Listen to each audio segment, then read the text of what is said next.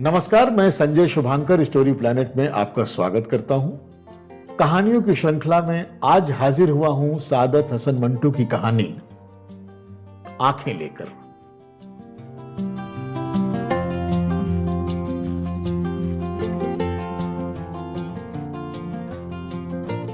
उसके सारे जिस्म में मुझे उसकी आंखें बहुत पसंद थीं। ये आंखें बिल्कुल ऐसी थीं जैसे अंधेरी रात में मोटर कार की हेडलाइट्स, जिनको आदमी सबसे पहले देखता है। आप ये न समझिएगा कि वो आंखें खूबसूरत थीं, हरगिज नहीं। मैं खूबसूरती और बदसूरती में तमीज कर सकता हूं, लेकिन माफ कीजिएगा, इन आंखों के मामले में सिर्फ इतना कह सकता हूं कि वो खूबसूरत नहीं थी, लेकिन इसके बावजूद उनमें बेपनाह कशिश थी। मेरी और उन आंखों की मुलाकात एक अस्पताल में हुई। मैं उस अस्पताल का नाम आपको बताना नहीं चाहता, इसलिए कि इससे मेरे इस अफसाने को कोई फायदा नहीं पहुंचेगा। बस आप ये समझ लीजिए कि एक अस्पताल था जिसमें मेरा एक अजीज ऑपरेशन के बाद अपनी जिंदगी की आखिरी सांसें ले रहा था। यूं तो मैं तीमारदारी का कायल नहीं हूं, मरीज के पास जाकर उनको दम दिलासा देना भी मुझे नहीं आता, लेकिन अपनी बीवी के पहम इसरार पर मुझे जाना पड़ता कि मैं अपने मरने वाले अजीज को अपने खुलूस और मोहब्बत का सबूत दे सकूं। यकीन मानिए, मुझे सख्त कोफ्त हो रही थी। अस्पताल के नाम से मुझे नफरत है, मालूम नहीं क्यों। शायद इसलिए कि एक बार बंबई में अपनी बूढ़ी हमसाई को, जिसकी कलाई में मोच आ गई थी, मुझे जेजे अस्पताल ले जाना पड़ा था, और वहां कैजुअलिटी डिपार्टमेंट में कम से कम मुझे 2.5 घंटे तक इंतजार करना पड़ा। और वहां मैं जिस आदमी से भी मिला, वो लोहे के मानिंद सर्द और बेहिस था।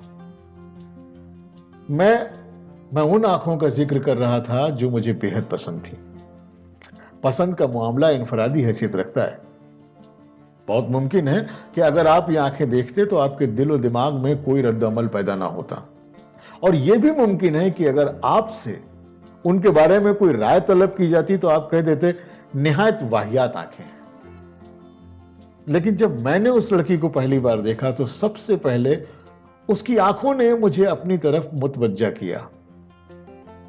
वो बुर्का पहने हुई थी, मगर नकाब उठा हुआ था।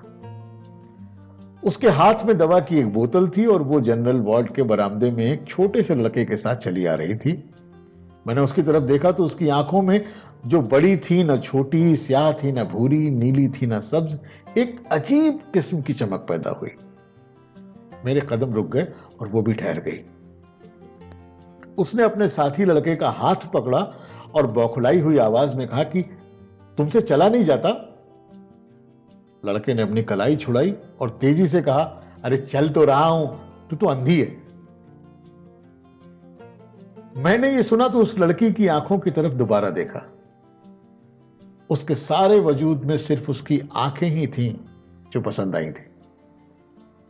मैं आगे बढ़ा और उसके पास पहुंच गया। उसने मुझे पलक न झपकने वाली आंखों से देखा और पूछा, एक्सरे कहां लिया जाता है? इत्तेफाक की बात है कि उन दिनों एक्सरे डिपार्टमेंट में मेरा एक दोस्त काम कर रहा था और मैं उसी से मिलने के लिए आया था। मैंने उस लड़की से कहा कि आओ, मैं तुम्हें वहां ले चलता हूं, मैं उधर ही जा रहा हूं। लड़की ने अपने साथी लड़के का हाथ पकड़ा और मेरे साथ चल पड़ी। मैंने डॉक्टर सादिक को पूछा तो मालूम हुआ कि वो एक्सरे लेने में मसरूफ है।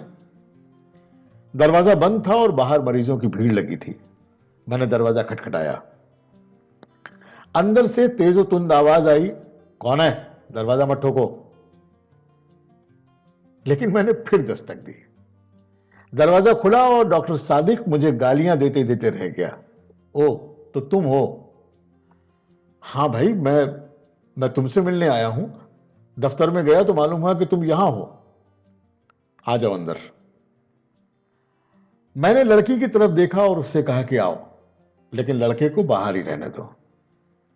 डॉक्टर सादिक ने हौले से मुझसे पूछा, कौन है ये? मैंने जवाब दिया, मालूम नहीं कौन है। एक्सरे डिपार्टमेंट को पूछ रही थी। मैंने कहा, चलो मैं लिए चलता हूं। डॉक्टर सादिक ने दरवाजा और खोल दिया। मैं और वो लड़की अंदर दाखिल हो गए। 4-5 मरीज थे। डॉक्टर सादिक ने जल्दी जल्दी उनकी स्क्रीनिंग की और उन्हें रुखसत किया, और इसके बाद कमरे में हम सिर्फ 2 रह गए, मैं और वो लड़की। डॉक्टर सादिक ने मुझसे पूछा कि क्या बीमारी है इन्हें। मैंने उस लड़की से पूछा कि क्या बीमारी है तुम्हें, एक्सरे के लिए तुम्हें किस डॉक्टर ने कहा था। अंधेरे कमरे में लड़की ने मेरी तरफ देखा और जवाब दिया, मुझे नहीं मालूम क्या बीमारी है, हमारे मोहल्ले में एक डॉक्टर हैं, उसने कहा था कि एक्सरे लो। डॉक्टर सादिक ने इससे कहा कि मशीन की तरफ आए। वो आगे बढ़ी तो बड़े जोर के साथ उससे टकरा गई। डॉक्टर ने तेज लहजे में उससे कहा, तुम्हें दिखाई नहीं देता। लड़की खामोश रही। डॉक्टर ने उसका बुर्का उतारा और स्क्रीन के पीछे खड़ा कर दिया। फिर उसने स्विच ऑफ किया। मैंने शीशे में देखा तो मुझे उसकी पसलियां नजर आईं। उसका दिल भी एक कोने में काले से धब्बे की सूरत में धड़क रहा था। डॉक्टर सादिक 5-6 मिनट तक उसकी पसलियों और हड्डियों को देखता रहा और उसके बाद उसने स्विच ऑफ कर दिया और रोशनी करके मुझसे मुखातिब हुआ कि छाती बिल्कुल साफ है। लड़की ने मालूम नहीं क्या समझा कि अपनी छातियों पर जो काफी बड़ी थी दुपट्टे को दुरुस्त किया और बुर्का ढूंढने लगी। बुर्का एक कोने में मेज पर पड़ा था। मैंने बढ़कर उसे उठाया और उसके हवाले कर दिया। डॉक्टर सादिक ने रिपोर्ट लिखी और उससे पूछा कि तुम्हारा नाम क्या है। लड़की ने बुर्का ओढ़ते हुए जवाब दिया, जी मेरा नाम हनीफा है। हनीफा? डॉक्टर सादिक ने उसका नाम पर्ची पर लिखा और उसको दे दिया। जाओ ये अपने डॉक्टर को दिखा देना। लड़की ने पर्ची ली और कमीज के अंदर अपनी अंगिया में उलझ ली। जब वो बाहर निकली तो मैं गैर इरादी तौर पर उसके पीछे पीछे था। मुझे इस बात का पूरी तरह एहसास था कि डॉक्टर सादिक ने मुझे शक की नजरों से देखा था। उसे जहां तक मैं समझता हूं इस बात का यकीन था कि उस लड़की से मेरा ताल्लुक है। हालांकि जैसा आप जानते हैं कि ऐसा कोई मामला नहीं था, सिवाय इसके कि मुझे उसकी आंखें पसंद आ गई थी। मैं उसके पीछे पीछे था। उसने अपने साथी लड़के की उंगली पकड़ी हुई थी।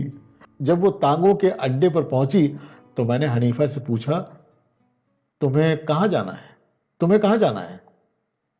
उसने गली का नाम लिया तो मैंने उससे झूठ मूठ कहा कि मुझे भी उधर जाना है, मैं तुम्हें तुम्हारे घर छोड़ दूंगा।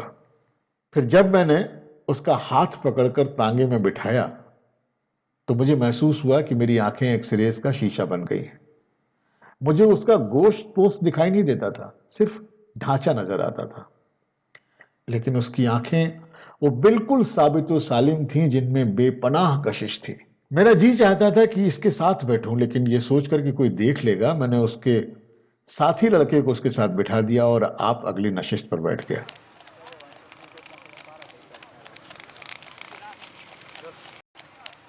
मैं सादत हसन मंटू हूं। मंटू? ये मंटू क्या हुआ? कश्मीरियों की एक जात है, हम भी कश्मीरी हैं। अच्छा, हम किंग वाए हैं। मैंने मुड़कर उससे कहा, यह तो बड़ी ऊंची जात है।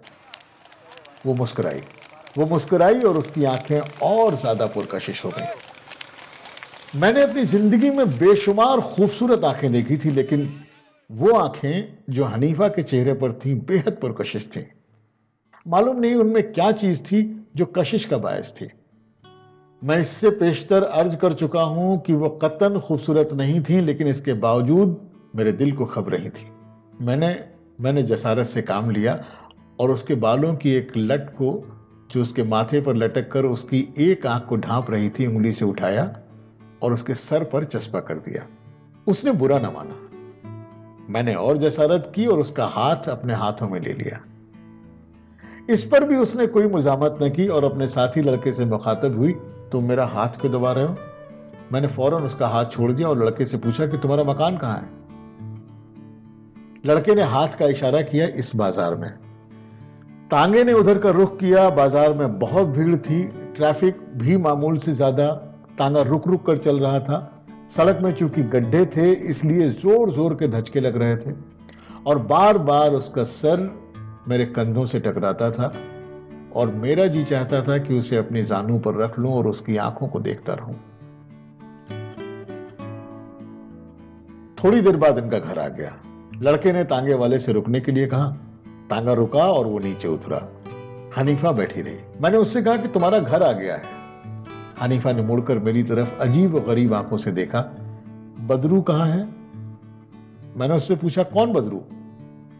वो लड़का जो मेरे साथ था। मैंने लड़के की तरफ देखा जो तांगे के पास ही था। ये खड़ा तो है? अच्छा। ये कहकर उसने बदरू से कहा कि बदरू, बदरू मुझे उतार तो दो। बदरू ने उसका हाथ पकड़ा और बड़ी मुश्किल से तांगे से नीचे उतारा। मैं सख्त मुतहियर था। पिछली नशिस्त पर जाते हुए मैंने उस लड़के से पूछा कि क्या बात है, ये खुद नहीं उतर सकती? बदरू ने जवाब दिया, जी नहीं, इनकी आंखें खराब हैं, दिखाई नहीं देता।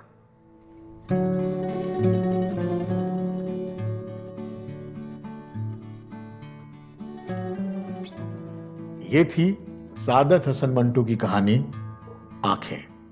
अगली बार कुछ नया लेकर हाजिर होऊंगा। तब तक अपना ख्याल रखिए और अपनों का ख्याल रखिए। धन्यवाद। अगर आप चाहते हैं कि आपकी कहानी या आपके किसी जानने वाले की कहानी को स्टोरी प्लैनेट में शामिल किया जाए, तो आप कमेंट बॉक्स में हमें लिख सकते हैं, हम आपसे संपर्क करेंगे। तब तक अपना ख्याल रखिए और अपनों का ख्याल रखिए। धन्यवाद।